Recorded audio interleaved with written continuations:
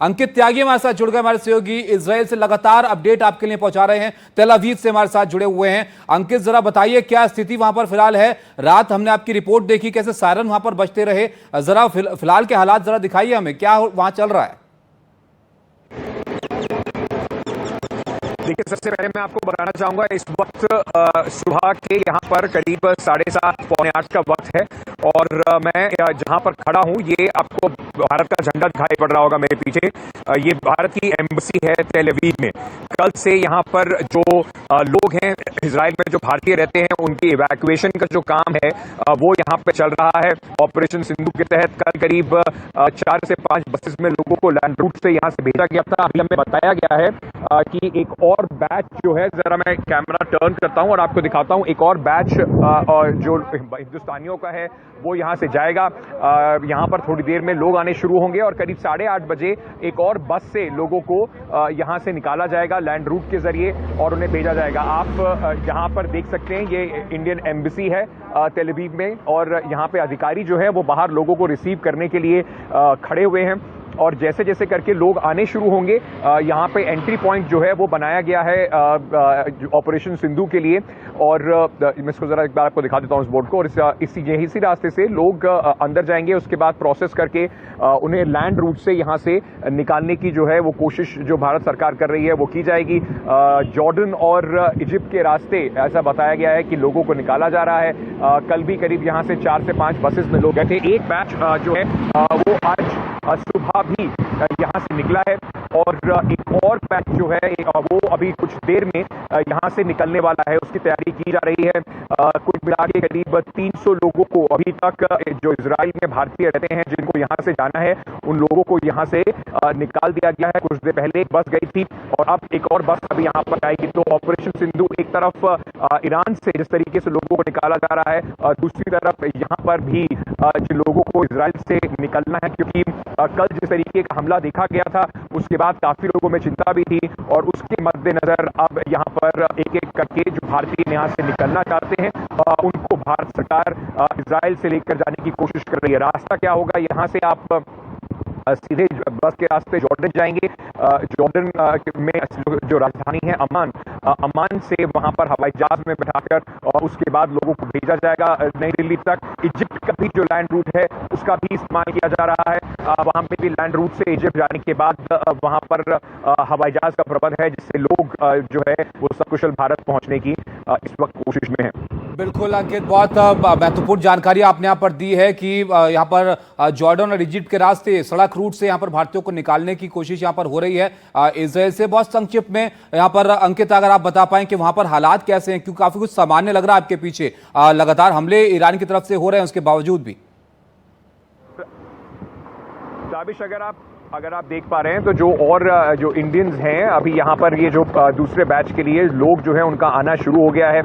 इस वक्त आप मेरे फ्रेम में देख पा रहे होंगे कि बहुत सारे जो लोग हैं वो यहाँ पर आ रहे हैं। ये 3 व्यक्ति यहाँ पर ऑपरेशन सिंधु के तहत जिनको जाना है वो यहाँ पहुँच रहे हैं और अधिकारी जो है उनको एम्बेसी के अंदर का रास्ता दिखा रहे हैं। तो ये आप तस्वीरें इस वक्त देख रहे हैं। उस तरफ से भी मैं आपको अगर दिखाऊं तो कुछ लोग और भी आपको आते हुए दिखाई पड़ेंगे और इसी के साथ भारत की जो सरकार है और मिनिस्ट्री ऑफ एक्सटर्नल अफेयर्स है वो इस तरीके का जो ऑपरेशन सिंधु है ये मिशन चलाया जा रहा है जिसमें लोग जो इजराइल से निकलना चाहते हैं तो लोग यहाँ पर पहुंच रहे हैं और जो एम्बेसी है लगातार इनके संपर्क में है। आप लगातार ये अपडेट और रिपोर्ट्स हम तक भेजते रहिए। फिलहाल एक और अपडेट यहां पर देते हैं। शुक्रिया अंकित आपका ये सब जानकारी हम तक पहुंचाने के लिए। अमेरिका ने अपने नागरिकों के लिए एक अलर्ट जारी कर दिया है। न्यूयॉर्क के मेयर ने अलर्ट जारी किया है और मेयर ने यहां पर जवाबी ये जताया है कि हमले की आशंका यहां पर है। हमले की आशंका के चलते न्यूयॉर्क में अलर्ट जारी किया गया है। तो अमेरिका भी अब अलर्ट मोड पर है। जिस तरह के तनाव यहां पर पैदा हो रहा है मिडिल ईस्ट में, उसको लेकर यहां पर मेयर ने हमले की आशंका जताते हुए न्यूयॉर्क शहर के अंदर अलर्ट जारी कर दिया गया है और अपने नागरिकों के लिए ये अलर्ट जारी किया है। उनको सावधान रहने के लिए यहां पर कहा गया है न्यूयॉर्क के मेयर की तरफ से। इससे पहले हम आपको यह भी बता दें कि अमेरिका में भी जो न्यूयॉर्क में कुछ लोग जो है प्रदर्शन करते हुए नजर आए थे, जो लड़ाई में अमेरिका के कूदने का विरोध यहां पर कर रहे थे और इस बात से नाखुश थे कि इस लड़ाई में अमेरिका भी यहां पर शामिल हो गया है। लड़ाई का विरोध वो कर रहे थे। ऐसे में न्यूयॉर्क के मेयर का ये अलर्ट बहुत महत्वपूर्ण यहां पर है। क्या स्थिति वहां पर रहती है ये भी जानकारी आपको देंगे। लेकिन ईरान और इसराइल के बीच क्या बड़े 10 अपडेट हैं ये भी आप जरा यहां पर जान लीजिए। रूसी राष्ट्रपति पुतिन से मिलेंगे ईरान के विदेश मंत्री। ईरान के विदेश मंत्री अब्बास रशिया में हैं और उनकी मुलाकात व्लादिमीर पुतिन से यहां पर होनी है। क्या समर्थन मिलेगा ईरान को, यह बहुत बड़ा सवाल यहां पर है। बहुत दिनों से मिलिट्री एक्शन प्लान कर रहे थे ट्रंप, यह भी जानकारी सामने आई है और यह कोई अचानक लिया हुआ फैसला नहीं है, इसकी प्लानिंग काफी दिनों से चल रही थी। अटैक प्लान को छिपाने के लिए ट्रंप ने 2 हफ्ते की बात यहां पर कही थी, जो चेतावनी जिसकी चर्चा काफी दिनों से हो रही थी। 2 हफ्ते की बात ट्रंप कर रहे थे कि 2 हफ्ते में अगर कोई फैसला ईरान नहीं लेता है तो हम हमला कर देंगे। अब यह जानकारी आ रही है कि अटैक प्लान उनका पहले से था और उसको छिपाने के लिए डोनाल्ड ट्रंप की तरफ से 2 हफ्ते की बात यहां पर कही गई थी। उधर नेतन्याहू ने कहा कि हम अपने लक्ष्य के करीब हैं और ईरान में दर्जनों सैन्य ठिकानों को टारगेट किया गया है। उधर ब्रिटेन, फ्रांस, जर्मनी की अपील यह है कि ईरान समझौते पर बात करे। तो एक तरफ समझौते को लेकर चर्चा चल रही है, दूसरी तरफ यह तनाव भी दोनों देशों के बीच बड़ा हुआ है और ईरान समर्थन की तरफ देख रहा है कि क्या उसको किसी और मुल्क का समर्थन यहां पर मिलेगा इजराइल के खिलाफ लड़ाई में। उधर ट्रंप स्ट्राइक के बाद खamenei का पहला बयान आया है।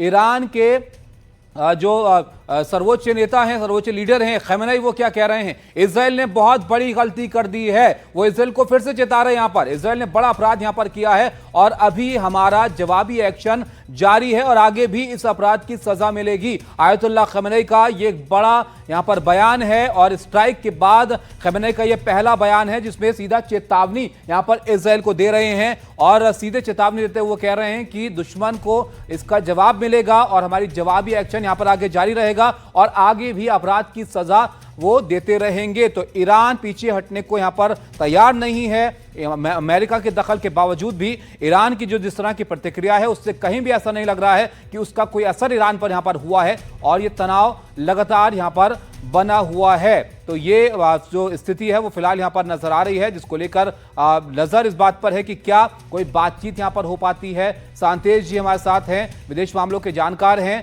सांतेश जी, ये तो सीधा चेतावनी दे रहे हैं आयतुल्लाह खamenei के यहां पर जवाब देंगे, जवाबी कार्रवाई करेंगे। तो क्या माना जाए, कोई यहां पर हल निकलता हुआ फिलहाल जल्दी तो नजर नहीं आ रहा है? देखिए, हल तो अभी नहीं निकल रहा, लेकिन एक बात जान लीजिए, कोई भी देश जब वार में होता है, युद्ध में होता है, तो इस तरह के स्टेटमेंट देता है अपने लोगों का मोरल हाई करने के लिए। और निश्चित रूप से जो खamenei बोल रहे हैं वो अपने लोगों को एक मोरल हाई करने की कंडीशन है। लेकिन वास्तविक स्थिति बहुत अलग है। ईरान डायरेक्ट अमेरिका के जो ठिकाने हैं, सैन्य ठिकाने मिडल ईस्ट पे, उस पर तो हमले नहीं करेगा। हाँ, इजराइल पे तो अटैक पहले से कर रहा था, उसको और थोड़ा सा बढ़ा देगा।